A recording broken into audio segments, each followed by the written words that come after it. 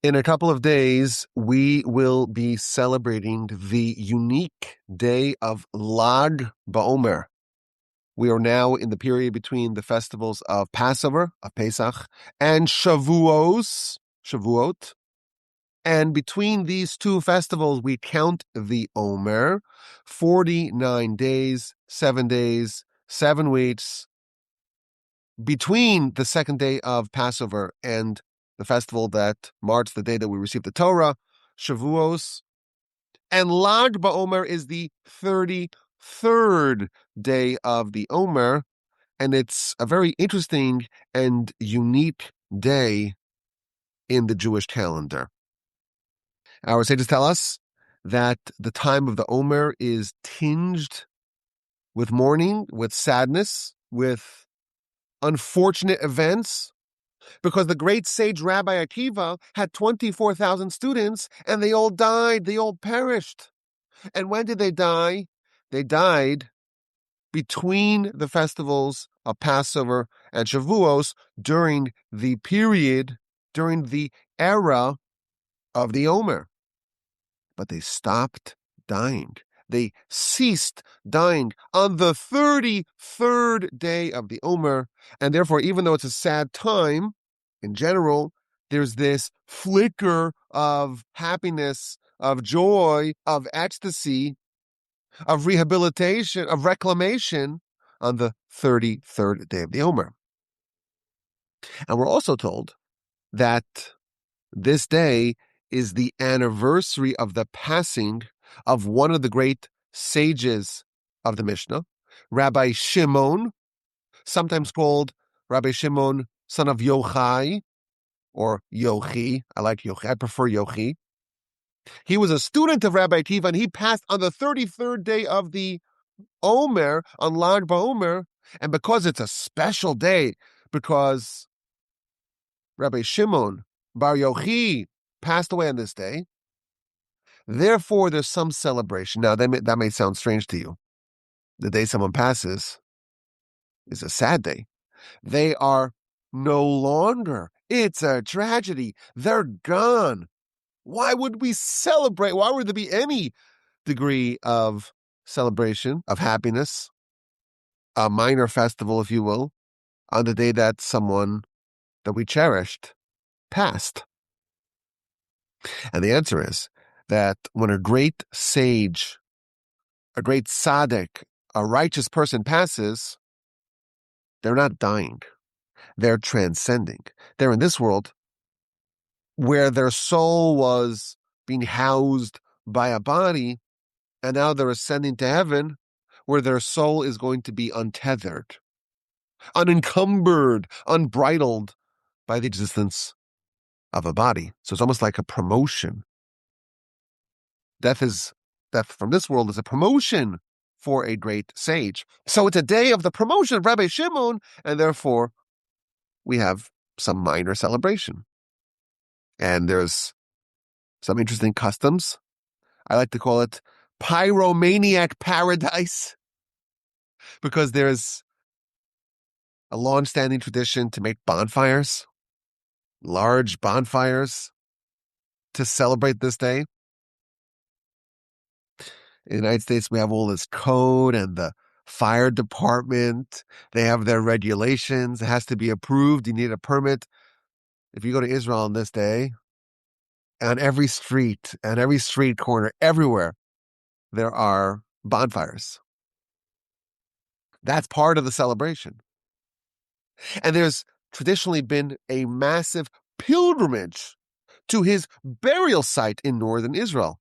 Northern Israel, in the Galilee, there's a mountain called Meron, Mount Meron, and on Mount Meron is the burial site of Rabbi Shimon. And on a typical year, you can expect hundreds of thousands of people to go there over the course of this day, Lag BaOmer, the 33rd day of the Omer. There's a long-standing tradition going back hundreds and hundreds of years to give haircuts on this day, because the time of the Omer is a time of mourning. One of the ways that we mourn is by refraining from haircuts. and from shaving. That's why if you walk into our shul in our community, everyone looks like a vagabond. Long hair, unkempt, beards, runaway mustaches. Why? Because the halacha says the students of Rabbi Akiva died. It's a sad time. 24,000 of the best and brightest of our people perished. We have to mourn, even though it's been almost 2,000 years. Nevertheless, we're still feeling the after effects. We don't conduct weddings. We don't get haircuts. We don't shave. And that all ends on Lag BaOmer. So there's a long-standing tradition to get haircuts, especially the first haircut of a young boy. They take him to Meron, to this auspicious site. On this auspicious day, give him a haircut. Lots of things are happening on Lag BaOmer. And maybe the most important question to ask is, what is the root of this day? We're told it's the anniversary of the passing, of the ascent, of the promotion of Rabbi Shimon. And therefore we have to celebrate. But what about the passing of Rabbi Akiva? When did that happen? When do we ascend to his burial site, make a pilgrimage there? What about Hillel and Shammai? What about Moshe? Well, Moshe, we don't know where he's buried. So maybe we can make a pilgrimage site to his burial place. But what about Joshua, King David, King Solomon, Abraham, Isaac, and Jacob, Sarah, Rebecca, Rachel, Leah? There's a lot of people that we could celebrate their ascent to heaven, their promotion. The prophet Samuel, Ezra the scribe, Rabbi Judah the prince. We have a long list of sages, of great people, of righteous people, all of them veritable angels, all of them capable of resurrecting the dead, all of them capable of splitting the sea. The Talmud tells us that when Rabbi Yonasan ben Uziel, the greatest student of Hillel, when he would study Torah, any bird that flew overhead would instantly be engulfed in a fire. Why? Because when he studied Torah, it was a reenactment of Sinai. Just like at the original Sinai revelation, the mountain was engulfed in fire. When he studied, his surroundings were engulfed in a spiritual fire. And a bird that flew overhead into the blast zone would be instantly engulfed. Well, when did he pass? When are we celebrating his ascent to heaven? Ravina and Ravashi, the primary architects of the Babylonian Talmud, when did they pass? We have a long list, innumerable sages, great people in our history that we don't celebrate their promotion date, their ascent date, like we do with Rabbi Shimon. What's so special about this character of this great sage that there's this whole day, this whole festival oriented around him? So I want to suggest an idea about what makes Rabbi Shimon special and what is maybe the energy behind this day. There's a fascinating debate in the Talmud on the conflict between self-sufficiency, work, labor, making sure you can feed your family. That's on one hand. And reliance on God and faith, trusting your Father in heaven to provide. Which one should we favor? And the Talmud frames it as a contradiction. In the second paragraph of the Shema, the verse says, if you listen to the Almighty and you follow His laws and you love Him and you serve Him with all your heart, with all your soul, ve'asafta diganecha, you shall gather in your grain. Now, if you just read those words, you should gather in your grain. What does that mean? What do we know about you? Well, you have a field and you planted. And now, thank God, there was an excellent crop and you're able to gather in your grain. You will have plenty of food for the upcoming year. Maybe you could sell some, pocket some cash. So the Torah is talking to us as we're farmers. We have scriptural evidence that you're supposed to be a farmer. You're supposed to provide. And then the verse says elsewhere, Lo yamush sefer haTorah zemipicha. You should not allow this book of Torah to depart from your mouth. What does that mean? It means you're supposed to study Torah all the time. It should never be departed from you. So how many hours are you awake a day? I don't know, maybe 16, 17 hours? What are you doing for that period of time? You're studying Torah. You study Torah day and night, all day, all night.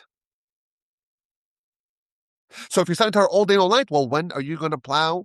When are you going to till, plant, harvest, reap, engage in all the activities of a farmer, pluck out the weeds? We have two verses. One describes us as a farmer, and one describes us as studying Torah all day and all night. Those are not compatible. That's the Talmud's question. And the Talmud gives an answer. The first answer is, it's authored by Rabbi Ishmael, that there's a way to balance. Don't think it means when you study Torah literally all the time. It means that that's your primary focus, that's your objective in life, that's your pastime, that's your ambition. That's what defines you, Torah study. But of course, you have to make a living. So you have to plow and plant and till and harvest and pluck and so on and reap your crop. It's a very reasonable, measured, balanced, rational, understandable, and digestible to us. It makes a lot of sense. You have to do both. You have to study Torah all the time, of course, but you also have to make a living. That's one resolution to this contradiction, or apparent contradiction, in the verses. Comes along Rabbi Shimon Bar Yochi. Some people pronounce it Yochai. I like Yochi. And he says, wait a minute. When it's time to plow, you're going to plow. And when it's time to plant, you're going to plant. And when it's time to harvest, you're going to harvest. And when it's time to thresh, you're going to thresh. And when it's time to winnow, you're going to winnow. When will you ever study Torah? Torah mate'ela. What will be with the Torah? You can't have Torah if you're just a farmer. Farmers are busy all the time. They wake up early in the morning, they work the whole day, and then the next day, they do the same thing. So here's a different resolution to these two verses. When the verse describes us as a farmer, that is only when the nation is not doing the will of God. When the nation is doing the will of God, Bisman, at a time Yisrael, that Israel is performing the will of God, Melachton, their work, is done by others. Someone else will provide you. What are you worried about? The Almighty can't come up with a way to feed you and your family? Really? Do you really actually believe that? Of course He can feed you and your family. Do His will, He'll take care of you. What are you worried about? They say that the job with the best job security is to work for the government. You know, they had this thing called Doge, and they fired lots of people, so maybe that is not true anymore. But you work for the government, they'll never fire you. It just doesn't happen. Imagine you work for Almighty God. There's no greater job security than that. He'll take care of you. What are you worried about? When Israel is doing the will of God, then they can study Torah literally all the time. And how will they feed the family? What are you worried about that? Let the Almighty take care of it. And when the verse says you should gather in your grain, that is only when the nation is not doing the will of God. When you're not doing the will of God, you're not studying Torah all day and all night, then you will have to provide for yourself. We see a dispute here. Rabbi Ishmael has a prudent approach. Let's try to find a way to harmonize. You can make a living, yes. Be a farmer, yes. And study Torah also. That's Rabbi Ishmael's resolution. Comes along Rabbi Shimon, it's very radical. If you just do the will of God, He will provide for you. If you're going to be a farmer, what will be with the Torah? Our nation, we have a direct connection with the Almighty, and He will provide for us. It's something very powerful that Rabbi Shimon is suggesting. There was a time where the nation was studying Torah all day and all night. We have a very large time period in our history where the nation was studying Torah day and night for 40 years.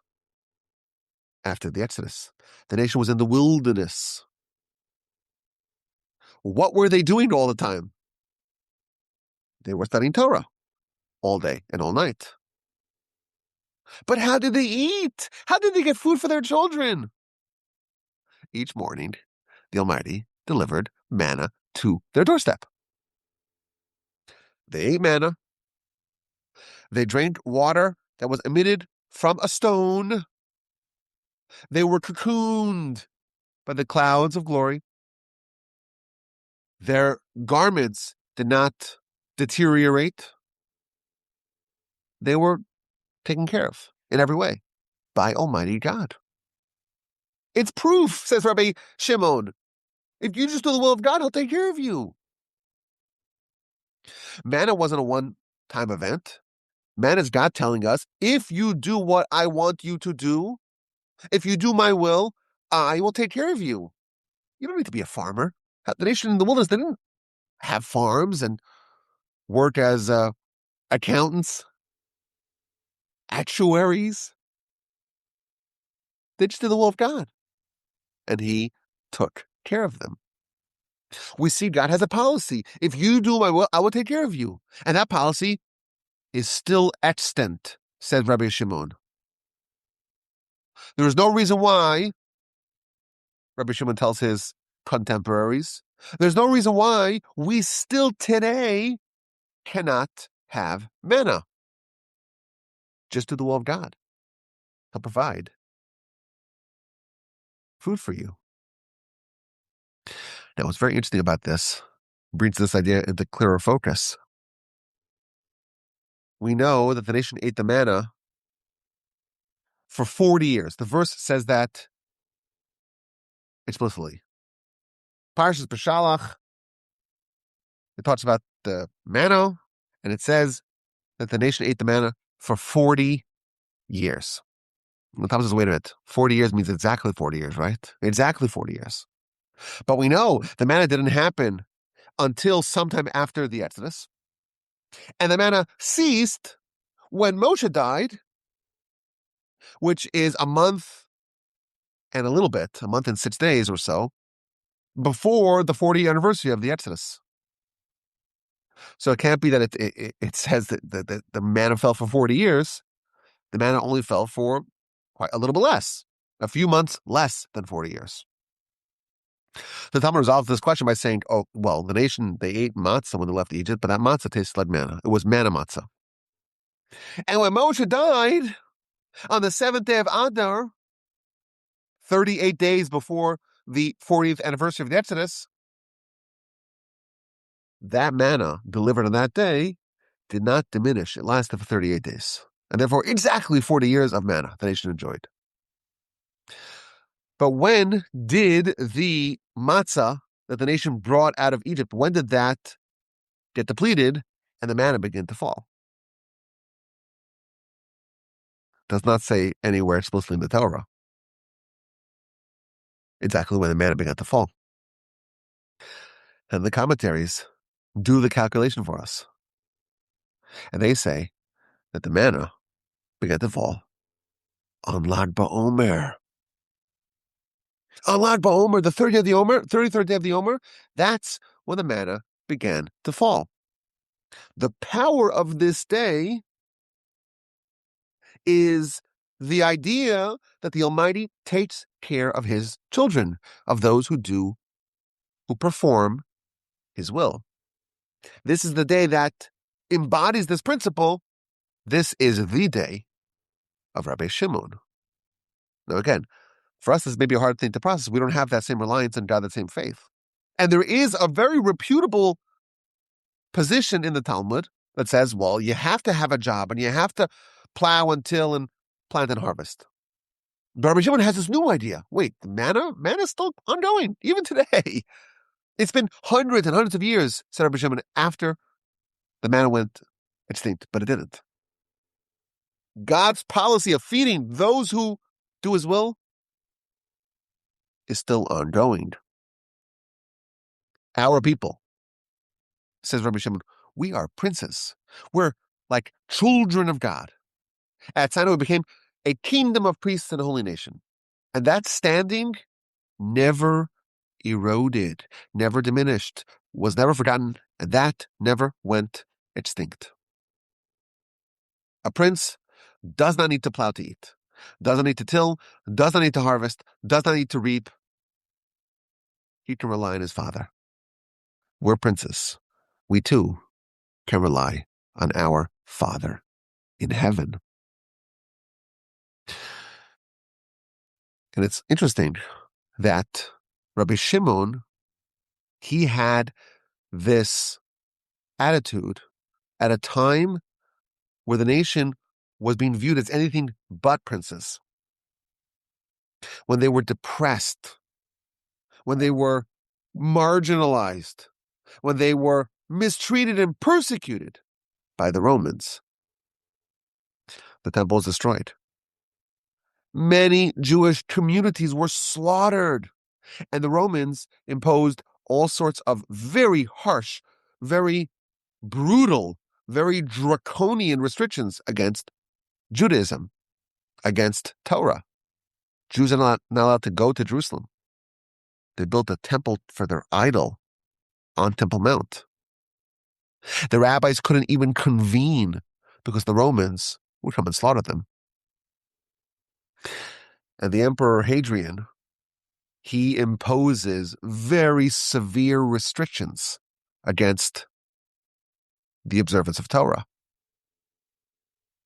He forbade the teaching of Torah.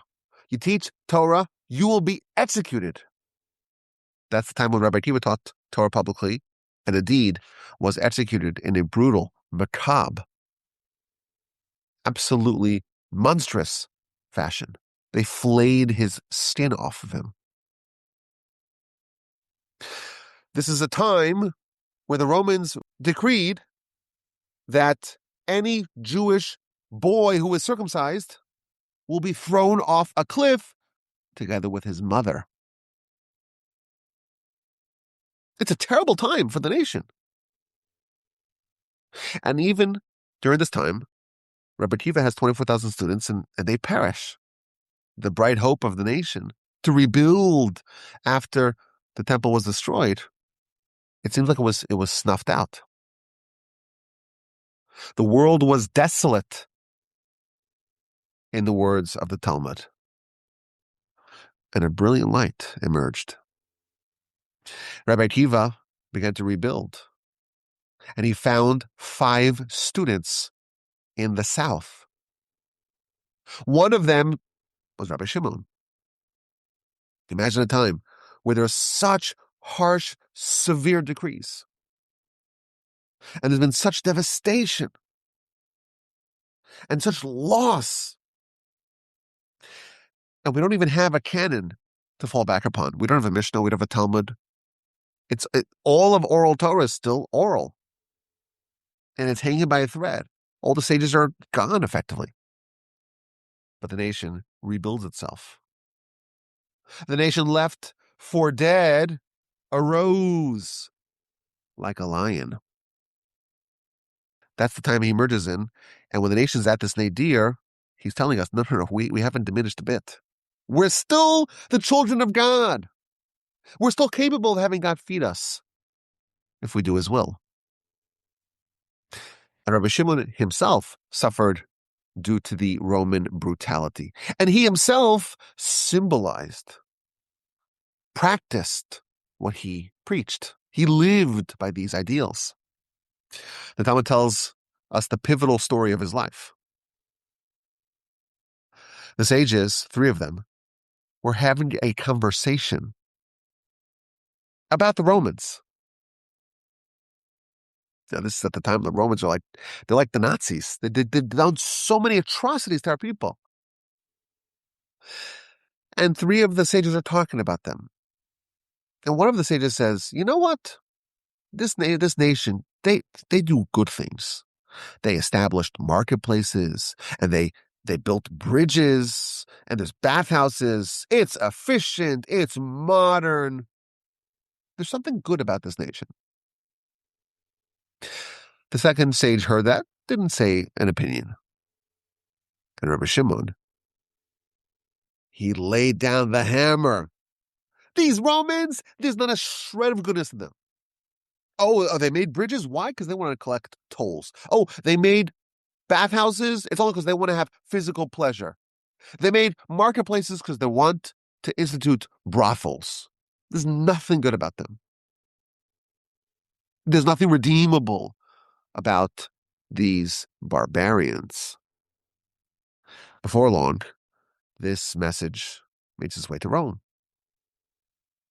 And they say the three sages, one of them spoke nicely, he's going to be promoted. One of them was quiet, he's going to have to go into exile. And Shimon, Rabbi Shimon, who disparaged the Romans, he must be executed. He gets wind of this, and they flee. They're on the run. And first they hide naturally in the study hall. They hide in the academy. And every day, a kindly woman would bring them some food and some water. This is not a long-term solution, though. What if this woman is tortured? And what if she reveals our whereabouts? They decide to go to a cave. They hide in a cave. And a miracle happened. A carob tree sprouted right outside the cave, and a trickle of water, a spring of water, arose for them. And this is a real big miracle, because a carob only produces fruit after 70 years, our sages tell us. But you have carobs. It's not the most exciting diet, I would imagine. But you have food, you have some water, you have safety, you're in the cave. And they would bury themselves all the way in the sand. And they would study Torah. Him, Rabbi Shimon, and his son, Rabbi Elazar. They would study Torah all day and all night. And they were there for years and years. Fugitives from the Romans. And one day, the prophet Elijah comes to visit them. And he stands at the entrance of the cave. And he announces the Roman emperor, who had a bloodlust for Rabbi Shimon and his son, he died. His decree has been annulled. It is safe to come out. They walk out of the cave for the first time in 12 years. And they meet society. For 12 years, they've been immersed in the cave, in Torah study. Our sages tell us that this was not Elijah's first appearance to the cave. Elijah was there regularly. And Elijah taught all the secrets of the Torah to Rabbi Shimon and his sons. They've used these 12 years very productively. And they walk out. What do they see? People are just living their lives. People are living like bodies bereft of soul. He sees people on a field with a cow plowing the field. People are abandoning the life of the soul, the spiritual life, in exchange for the temporary, ephemeral life. And he couldn't understand it. What are these people doing? It's such a terrible decision they're doing. It's such a bad calculation. It's an inexplicable trade-off. And the Talmud describes wherever his eyes touched, there would be a fire. And they hear a prophetic voice. And the prophetic voice tells them, what are you doing? You're coming out of the cave to destroy my world? Get back to the cave. They go back to the cave for another year, and they hear a second prophetic voice. It's time to leave the cave. And it's Friday afternoon, and they see an old man carrying 2 bundles of myrtle branches, and he's running before Shabbos. And he says, well, why do you have these 2 bundles? He says, well, I want to have flowers to adorn my Shabbos table. They say, oh, that's great, but why do you need 2 bundles? Isn't one enough? He says, no.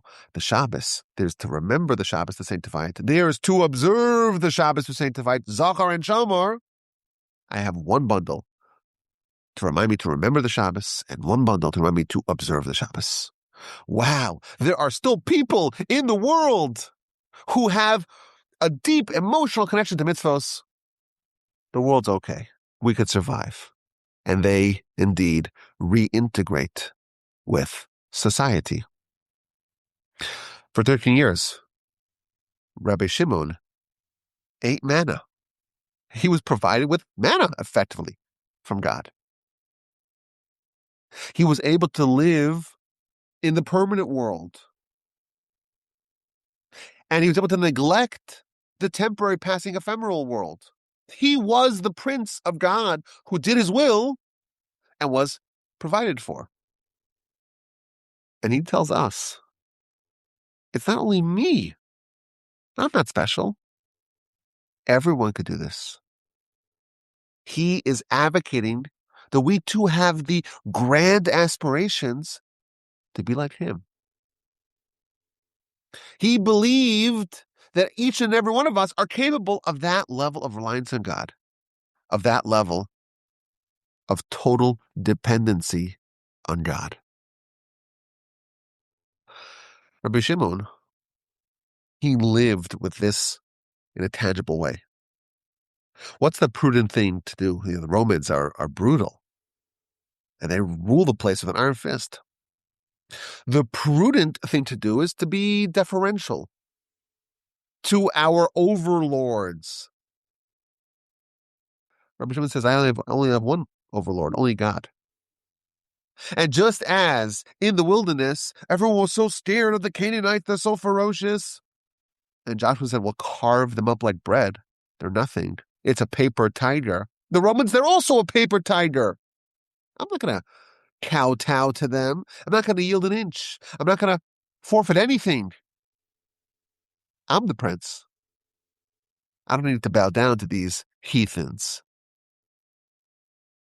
And this is a consistent theme throughout many, many of the stories and the aphorisms and the teachings of Rabbi Shimon. He's always aspiring to us at our absolute zenith.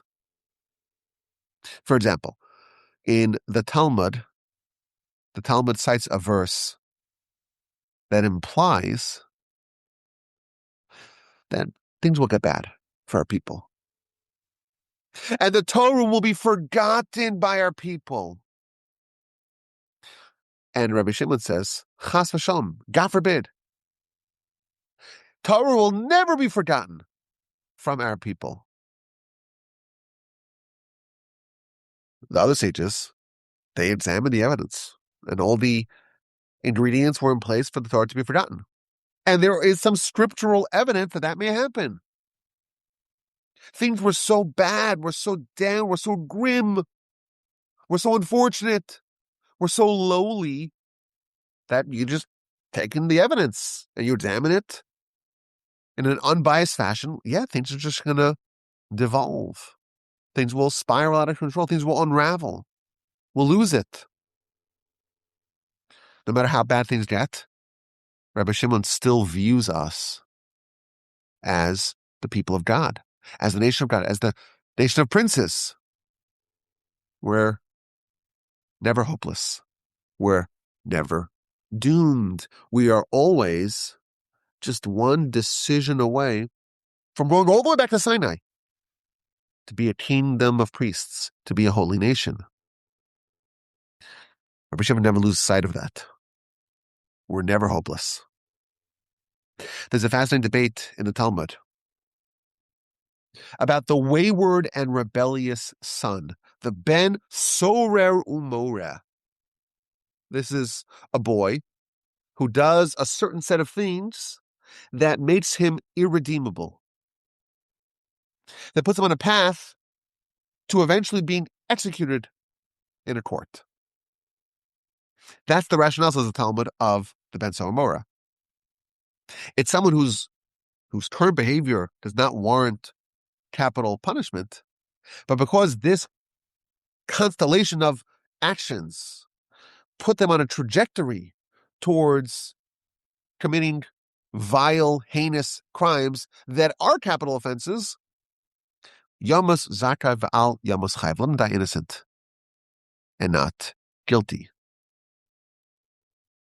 That's the rationale of the ben sorer umoreh. They're 13 years old, but we know for sure they're going to become a murderer. So let's kill them while they're innocent. That's the argument. Comes along Rabbi Shimon, and he says, ben sorer umoreh, the wayward and rebellious, never happened and never will happen. The notion of someone who's part of this great nation to be irredeemable, to be necessarily on a path towards destruction, it's not possible. It's inconceivable. No member of this nation is irredeemable. Another great example of this idea. In the Talmud, in the book of Shabbos, it's talking about certain activities that may be forbidden on Shabbos. So it talks about someone who has delicate skin maybe, but wants to put some oil, some essential oils on their skin. Is that permitted on Shabbos, or is that forbidden? And the Talmud says that, well, if they're a prince, they're allowed to smear oil on their skin. Why? Because this is not a special activity that's like an act of healing. This is just what they do every day. So for princes, it's permitted. But for everyone else, it's forbidden. Rabbi Shimon says, Kol Yisrael b'nei malachim hem. All of Israel are sons of kings, are princes. The idea that you're going to say that there's one Jew who's not a prince, that is not going to be tolerated by Rabbi Shimon Bar Yochi. Whenever we talk about Rabbi Shimon, I have to tell over this story. One of the best stories, maybe in all of Talmud. He's living at a time where there are very harsh and severe decrees. So we mentioned earlier that Hadrian instituted a decree. There's no public study of Torah. And you can't observe the Shabbos. And you can't circumcise your sons. And you cannot engage in the laws of family purity.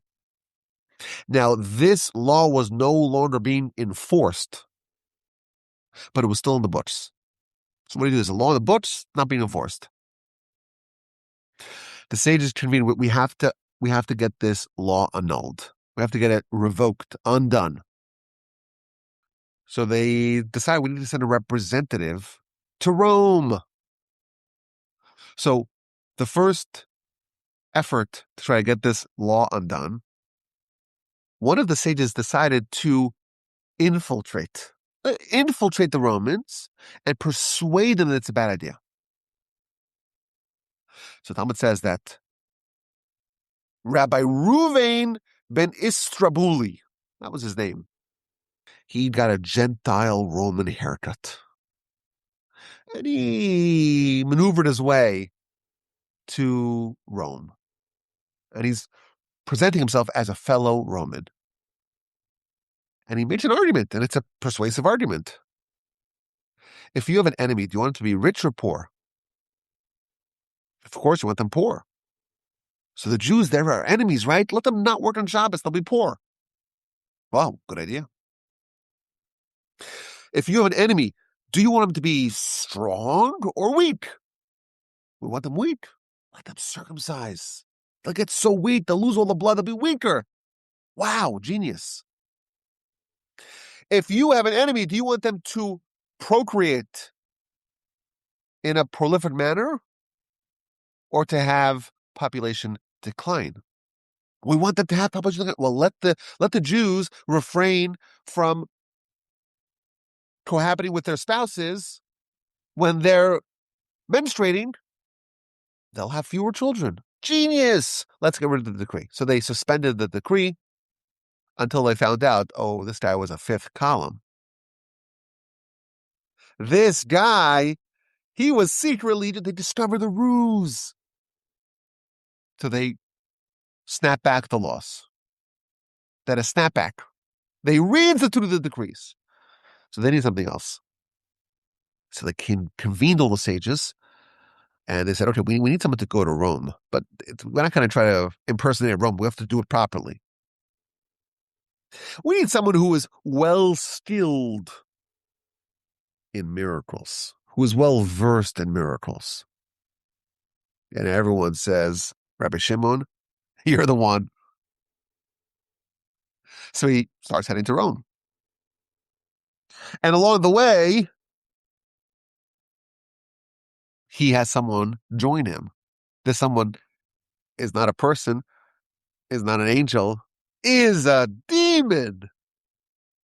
And the demon tells him, I want to help you in your mission. He says, okay, go ahead to Rome. Go ahead to Rome. Help me in my mission. And then he starts crying. Rabbi Shimon starts crying.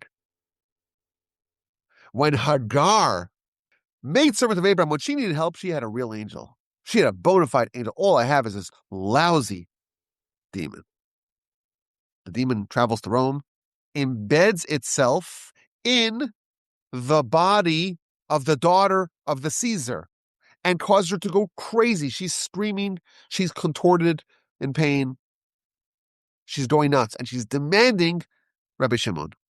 So the whole city's in an uproar. Who is this Rabbi Shimon? We need him. We need him.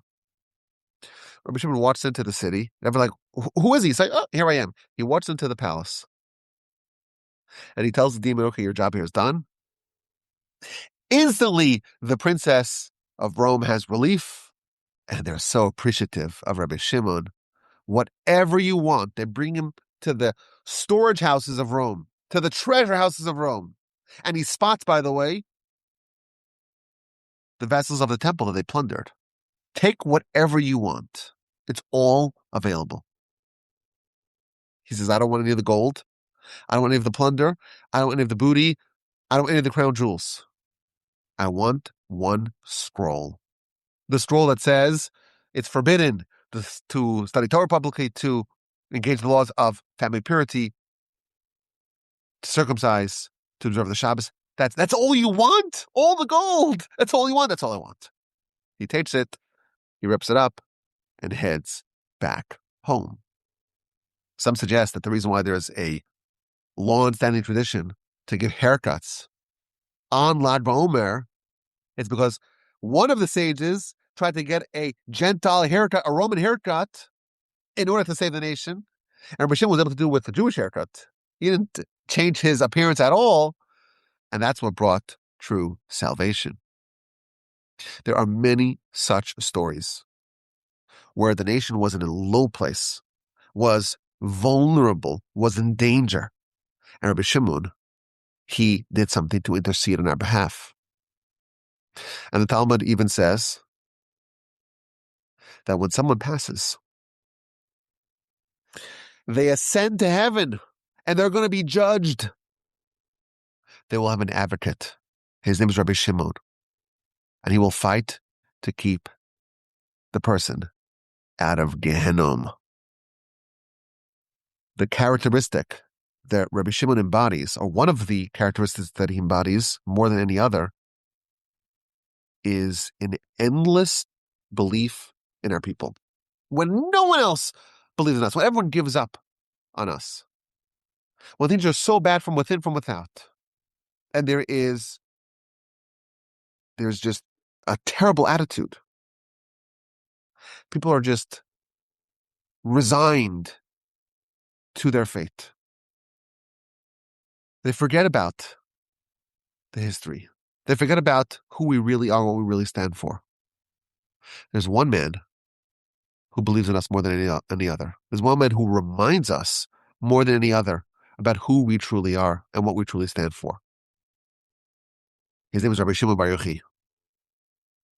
And he perished. He didn't perish. He transitioned. He didn't transition. He ascended. He was promoted on Lag BaOmer. And Hashem tell us that all the Torah that he had learned from the angel, from Elijah, from the prophet, he taught to his students on the day of his passing. Now, the amount of Torah that we have from Rabbi Shimon is astoundingly voluminous. Our sages tell us, the sources tell us, that the sun did not set. The day was artificially elongated on Lag BaOmer. Maybe that's why we have a bonfire at night. Don't think that the night is night. No, the night is also illuminated. And the sources tell us that he instructed his students to celebrate this day. Why is Rabbi Shimon different than all the other sages? He represents a turnaround. The land was desolate. The land was empty. The Torah was imperiled. And thanks to him and his colleagues, the land blossomed again. When things were bad, when things were grim, when there was a feeling of hopelessness that settled in, there was a litany of suffering, of pain, of tragedy. Rabbi Shimon, he provides hope. When the Torah was being forgotten, and there were premonitions of the Torah going extinct, he says, no, not only can we never lose the Torah, God forbid it'll never happen, but any bit of mediocrity must be stamped out. There's no reason why, even today at our low point, we can't rebuild and restore the halcyon days where we were eating manna. For uncompromising positivity, unflinching belief in the face of everything, oppression, mistreatment, persecution. The belief that we're all princes. The belief that we can recapture the glory days of yore. That is what we learned from Rabbi Shimon. And we have all day to connect with this attitude. The attitude of outrageous aspirations, outrageous potential, outrageous belief in the inherent greatness found within us, and the encouragement to never give up. That's the order of the day. That is the light, the luminous light of Rabbi Shimon. And on this day, the Lag BaOmer day, that is the message that we are trying to absorb. May we all be so fortunate as to be illuminated just a little bit by the great light of Rabbi Shimon on his day, on the day of Lag BaOmer. That if we emerge from this day with a bit of a greater belief in our potential, in our vast, effectively unlimited potential, then we have channeled his messages satisfactorily. My address is rabbi@gmail.com. I look forward to your questions, your comments, and your feedback.